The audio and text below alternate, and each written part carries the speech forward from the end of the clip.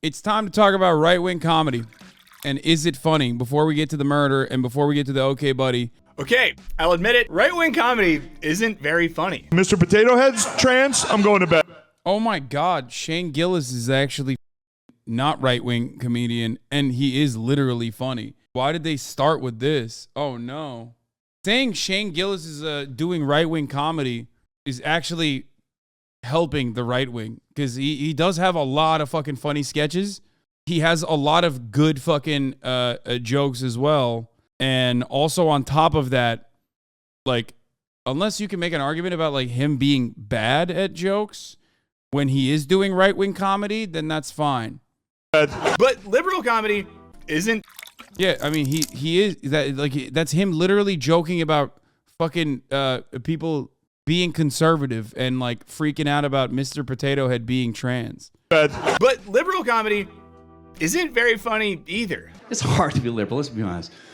But my family, man, I love my family. My dad's a hardcore Trump supporter. My brother's a cop. I mean, his Laugh Factory, automatic L, dude. I mean, fuck, I'm sorry. And my mom's name is Karen. So maybe all political comedy is just bad. This Tuesday, our midterm elections will determine the fate of our democracy, and let's just say, big yikes. Yeah, I mean, look, Shane Gillis, at first, when I watched like the clips of him like doing the Asian jokes or whatever, not funny, straight up, wannabe fucking Nick Mullen, okay? I'll say it like it is. But also, a lot of those fucking jokes, he's just testing out material, not great. He's relying on hacky bits, okay? Straight up. But I would be lying if I told you that he doesn't have fucking banger sketches, which he definitely does. And also on top of that, really funny bits in his stand-up special as well. Like his last stand-up special that was on, you can ban me all you want, but shave your mustache and cut your hair. For God's sake, you were so much better last year. For God's sake? Dude, you're hysterical, brother. Like, I don't understand. I mean, you're out of your fucking mind. Like, I'm not going to ban you, but I probably should because of your own mental health, to like preserve your mental health. If this is like making you go fucking crazy, and I'm sure this is not your first account, or maybe it is, but, calm down, dude. As far as Shane Gillis goes, though, yeah, the fucking Asian jokes were so bad because they were hacky as fuck. They weren't good jokes. But ultimately he has like some decent bits about his Trump supporting dad, about Fox News. There's a lot of good stuff in there. Now, politics and comedy have long been strange bedfellows, but in recent years, things have escalated. Late night shows have gotten even more partisan, with hosts sounding more and more like pundits and activists. On the other side, Fox News has one of the most popular comedic late night shows on the air, and a generation of younger right-leaning comedians have taken to the internet to show the world that Republicans can be funny too. Damn it. It was the year that I finally came out to all my friends, and it's really hard telling people that you care about something about yourself that you know is going to push them away. But I couldn't hold it in anymore. I had to let them know that I am a Republican. Even if sometimes they have to explain their own jokes, like the Babylon Bee did. Which brings us back to the question, does political humor generally suck? Let's find out in this Wisecrack edition, is right-wing... I think political humor does suck because politics is supposed to be extremely serious. So when you're a political comedian, your jokes suck. If you're a comedian who makes fun of politics, you can make a lot of political humor work. That's it. Comedy funny. Let's start with something that's always hilarious, definitions. According to philosopher Todd McGowan, comedy occurs when we are surprised by a conjunction of lack and excess, an excessive response to lack, or the emergence of lack occasionally. Is that why you're not funny? Yeah, exactly. No, that is why. I've always wanted to be funny. I don't think I am. I have some good funny moments, but ultimately, what the fuck? Oh, this is a banger. Oh, you know it's about to be a banger. 6 years ago, I hit a dog on the highway on Christmas Eve with my truck going 70 miles an hour. Yes, it died.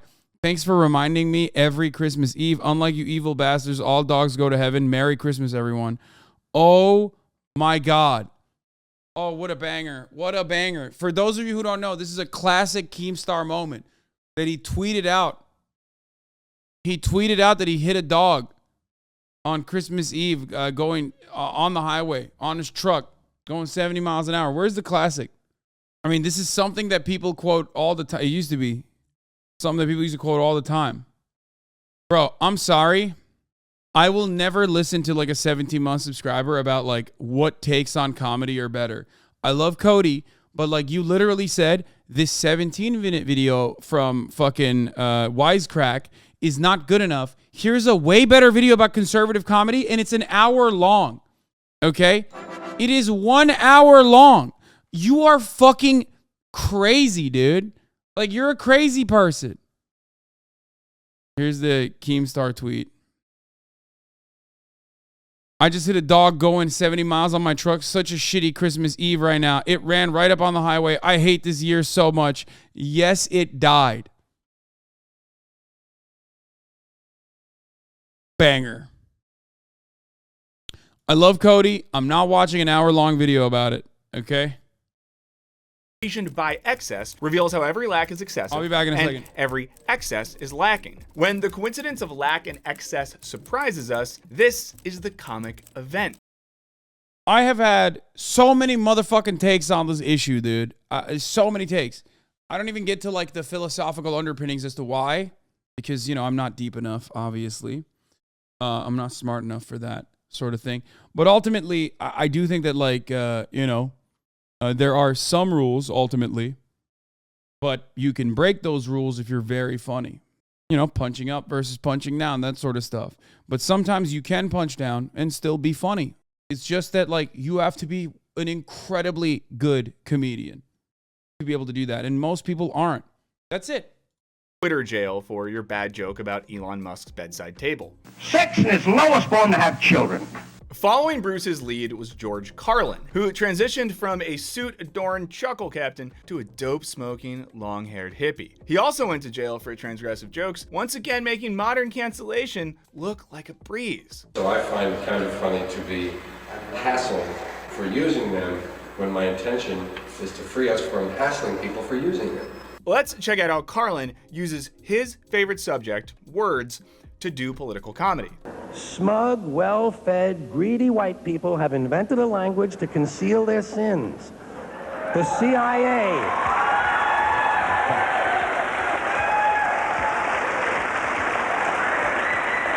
The CIA doesn't kill people anymore, they neutralize someone. Or they depopulate the area. The government doesn't lie, it engages in disinformation. It's not the Department of War, it's the Department of Defense, which it used to be called.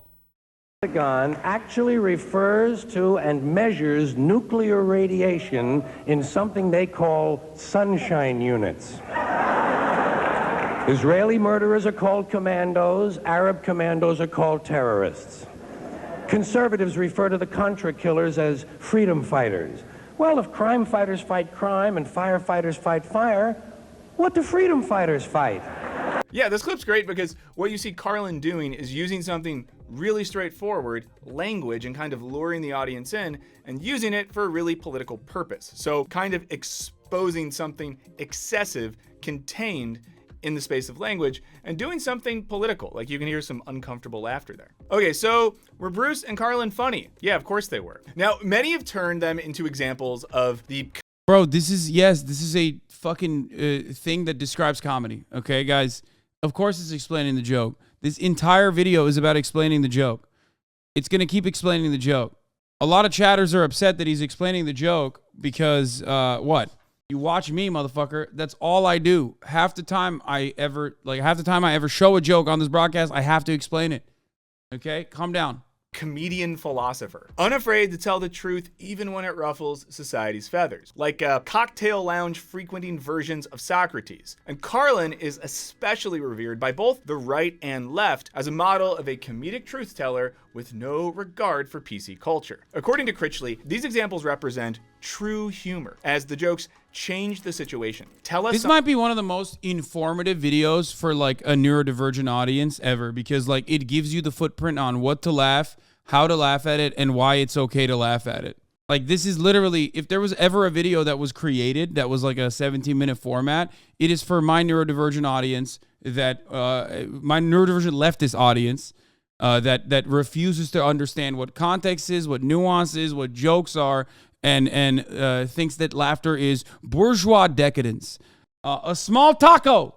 Thank you for the 10 gifted subs. You're a big taco in my heart. Something about who we are and the sort of place we live in, and perhaps indicate to us how it might be changed. And following this, it seems pretty clear that right-wing comedy is absolutely possible in so much as there are several liberal structures deserving of critique, as clearly seen in the HBO series Veep. So what's the difference between Carlin ripping on American culture in the 70s and contemporary comedians taking liberal culture to task? Now, for McGowan, a crucial distinction is that all real comedy has to have an egalitarian spirit that must reveal that the social authority itself is not simply a discursive entity, but necessarily lacking, which means that comedy should be pointing to the emptiness of dominant social authorities, things like governments and religions. Strange women lying in ponds distributing swords is no basis for a system of government. But according to McGowan, the problem with most comedy is that it hides a secret investment in the wholeness of the authority that it mocks, or in the position excluded from the authority, which means I'll just say it like this, okay? Right-wing comedy can and often is funny. I do it all the fucking time.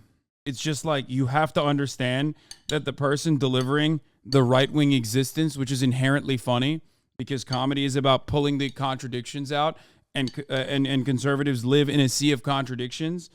You just have to recognize that it's someone who is not right-wing doing it. It's literally like the Cumtown dynamic, I guess, if you want to think about it like that. Right-wing comedy is ironically funny when done by someone on the left to mock them. means that most comedians remain too enmeshed in dominant social structures to really criticize them. It'd be like Socrates, but if he was too invested in Athenian social structures to push his students to see its flaws. And along with their willingness to be arrested for their comedy, Bruce and Carlin both seemed to embody something of this egalitarian spirit, and that neither showed much investment in any type of social authority. Now, this is the sort of position that could allow them to be critical of both poles of American political culture. And it might seem like this makes it easy to write off right-wing comedy, which often has an explicit investment in authorities like the US government, the free market economy, and Christianity. But this is precisely what Matt Sinkowitz and Nick Marks warn against in their book, That's Not Funny, How the Right Makes Comedy Work for Them. It has a pretty cover, and I want to note, in case you're in the comments, like, they won't stop talking about Marx. Nick Marks, not Karl Marx, different guy, okay? They argue that dismissing right-wing comedy with any species of "that's not funny" means overlooking the growing influence of conservative comedians, and it encourages a fundamental misunderstanding about the nature of contemporary politics and entertainment. So to understand contemporary right-wing comedy, let's check out Fox News' answer to Jimmy Fallon, Greg Gutfeld, who hosts the show Gutfeld. And lest you think this is some off-brand right-wing talk show, know that by late 2021, Gutfeld was drawing in an average viewership of 2.12 million viewers.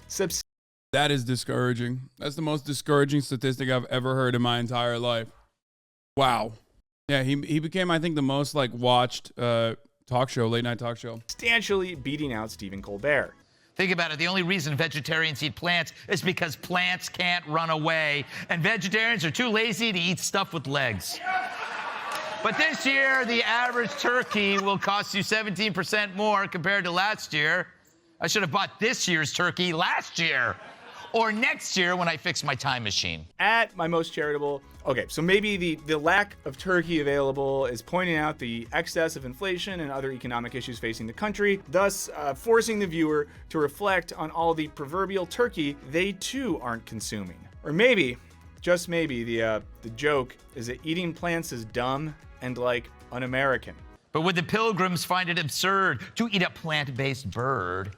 It seems like it probably falls into what Critchley describes as the comedy of recognition, which seeks to reinforce consensus and in no way seeks to criticize the established order or change the situation in which we find ourselves. This kind of comedy basically boils down to that Once Upon a Time in Hollywood meme with Leo pointing at the TV. Maybe you're thinking that analyzing a... Did you just say that was way funnier than expected? You thought vegetarians are too lazy to eat animals with legs was good? Bro, you are worse than every fucking woke scold I've banned in here for crying about like a joke. I'm not even kidding. Unironically, that is like impressive that you found that to be in any meaningful shape or form funny. That's crazy, bro. That's crazy that you laughed at that. Like, I ban a lot of fucking leftists and liberals in this chat for rad-libbing it up anytime like a joke happens and I have to fucking describe it and then they get mad anyway because they didn't understand the context. An example of this happened on my Twitter. Despite the fact that I've been a, ride or die Megan Thee Stallion fan who also was on the side of justice, there were still some people, that got mad at me for saying Megan Thee Stallion was found innocent of being shot in the foot by Tory Lanez. And people were like, oh, dude, you're so misogynistic. And it's like, you just didn't understand what I was saying, and now you're just upset at me. Like, what's the point of tweeting this? Lamau, cishet male leftists are never beating those allegations. And then when someone calls them out and says, like, yo, you're wrong, actually. Like, he's defending Megan Thee Stallion. He was kidding. On a stream, he defended for hours against academics. Just look at his other tweets. Well, given everything, it's hard to tell, but okay, perhaps he has improved. It's like, what did I improve? People have their own preconceived notions, and they just refuse to let go of them. But a lot of people, especially who consider themselves to be on the fucking left, love having this sort of fucking take where it's like, oh, no, you did something. I didn't understand it. So you're at fault somehow. It's very selfish. A Fox News comedian isn't the best way to gauge the zeitgeist. So, how about we consider a world-famous comedian who sells out arenas, has multiple Netflix specials, and created The Office, Ricky Gervais. What about this person that isn't a lady? Well, his penis. Her penis, you bigot. Oh boy. Okay, so here, the joke is on both trans people and those who actively affirm them. And it seems to be at least implicitly affirming existing social and religious authorities. If Carlin used comedy to level critique at things like the American military-industrial complex, can't educate our young people, can't get health care to our old people, but we can bomb the out of your country, all right? Gervais seems to be using comedy to affirm traditional hetero. This is taking the absolute longest way. Dude, oh my God, every time, bro. Every fucking day. I'm gonna lose my mind. Every day, there's another motherfucker who got duped by a fake Tesla stream. Like, it's like a Bitcoin scam. Bro, we dumb as fuck. I mean, sure. In my opinion, racism is bad. Oh, dude. No edgy political takes like that. You know what I mean? That's political. That's political. You can't be coming at me with some bold stances like that. Heteronormative culture. I know the new women. They're great, aren't they? The new ones we've been seeing lately. The ones with beards and cocks. They're as good as gold. I love them. One punches at power. One at the marginalized. Unless you think that we're letting liberal comedians off the hook, it's worth noting that they often fall into the exact same trap of using comedy to affirm and perpetuate their own existing social values. From now on, I identify as homosexual. In fact, we did an entire video on this topic. We'll link to it in the description. Check it out. But don't be like, why didn't you do this about liberal comedy shows? We did a whole video on it, okay? So if contemporary comedy on both ends of the political spectrum seems to fall short of these philosophical understandings of humor, are there comedians engaging in social and political commentary in a way that's actually funny? Okay, here's an example from British comedian James Acaster, in which he's seemingly riffing on Gervais and Dave Chappelle's culture war comedy. That's my job. I'm a stand-up comedian. I'm meant to challenge people. If you don't like being challenged, don't watch my shows. What's the matter, guys? Too challenging for you? Oh yeah, because it's been long overdue a challenge. The trans community.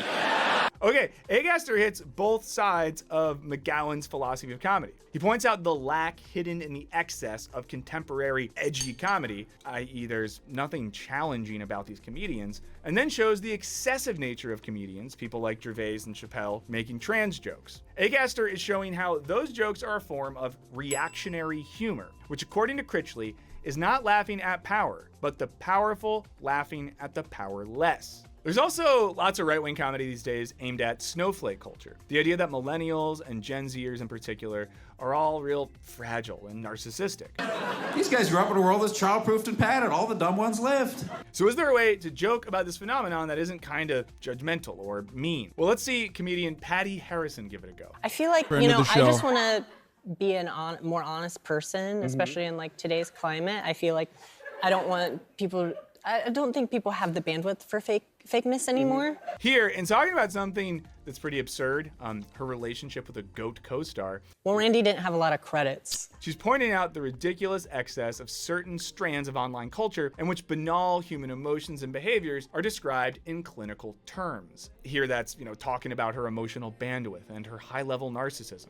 I didn't even take the time to learn the actor's name, which is like, high-spectrum narcissism kind of crap. It's sort of like the TikTok trend where everyone is actually autistic or has ADHD or anxiety or other things that start with A. Doing this is similar to scholar Mary Douglas's claim that a joke is a play upon form that affords an opportunity for realizing that an accepted pattern has no necessity. Harrison's slightly absurdist comedic style is pointing out that an accepted... Everyone wants to be A-worded, dude. That statement forever broke me. When that chatter said, is he A-worded? I was like, it's done. I will forever. That changed the course of history for me and the way I communicate, okay? You took something that could be contextually appropriate, like a medical diagnosis, okay? Or even speculation, which is inappropriate, but still, like, it's not meant as a pejorative, and turned it into a pejorative. It's awesome. It's so good. You literally, it was so creative. It was such a creative use of language. I love it. Pattern, young people on the internet using clinical terminology to describe normal behaviors is unnecessary and or excessive. But let's get back to our original question. Can political comedy, and especially right-wing political comedy, be funny? Well, according to Senkowitz and Marx, that might not even be the right question. They write, the waving dismissal of right-wing comedy is essentially an act of attempted sorcery, whereby carefully chosen words are supposed to make real-life problems dissolve in a puff of... Look. Right-wing comedy is the same as left-wing comedy in the sense that they think they're punching up. Because in the delusions of grandeur, right-wing motherfuckers do think that trans people have all the gates, control all the keys of power. That's it. But because it doesn't actually happen in the fucking real world, you don't have any legitimate examples to draw on. If there were better examples to draw on, then they could be technically funny. That's the main point. So right-wing comedy is funny to a right-wing audience as long as they're literally fucking insane and have the same exact kind of mental illness that the comedian has, which, some people do. So the more that you see that collective mental illness from a larger percentage of the audience that's like ghost hunting, a larger percentage of the fucking populace that is thinking that they're like demon hunters or they're hunting pedophiles, striking at every fucking shadow possible. The more you see people like that, the more the funnier it will get for a lot of people like that. This kind of notion that the LGBTQIA lobby is like controlling everything. Of smoke. In reality, however, this liberal psychological complex only serves to confuse things and obfuscates the diverse ways in which laughter shapes our politics. For these authors, there is a risk in simply defining away right-wing comedy because, like it or not, it exists. Now, this might seem to be in opposition to folks like Critchley and McGowan, who seem to argue that conservative comedy is reactionary, untruth, or inegalitarian. But Senkowitz and Marx and these philosophers seem to be saying something similar, and it boils down to how we understand the word conservative. When these philosophers say that conservative comedy is untruth or unfunny or reactionary, they aren't saying that people with right-wing political affiliations are categorically incapable of being humorous. They are, however, saying that when comedians and late-night hosts use... It's so funny to put Shane Gillis on this. It literally makes the right look better. Because, he is funny. He's actually funny. He's capable of fucking being funny.